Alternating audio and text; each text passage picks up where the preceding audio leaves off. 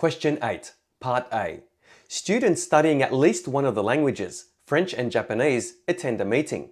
Of the 28 students present, 18 study French and 22 study Japanese. Part 1. What is the probability that a randomly chosen student studies French?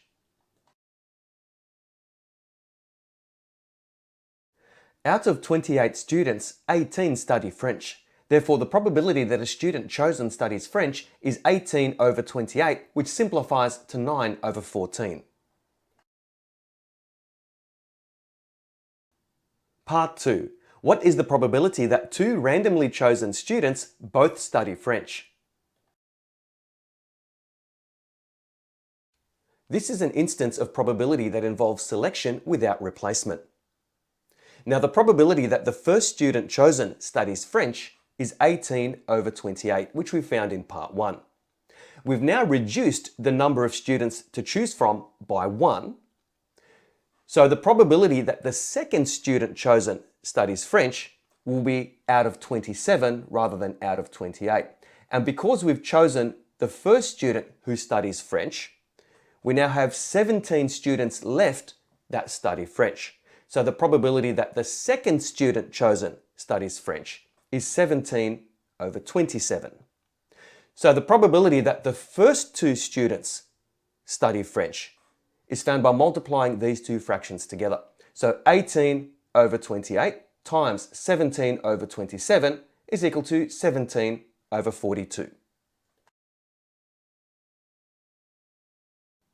Part 3.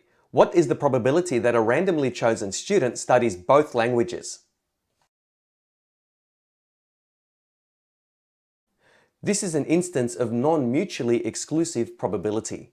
That means it's possible for a student to study both French and Japanese. Now, it's given that 18 students study French and 22 students study Japanese. Now, 18 plus 22 equals 40, but there are 28 physical students, which means there must be some overlap. This implies there must be some students who study both French and Japanese.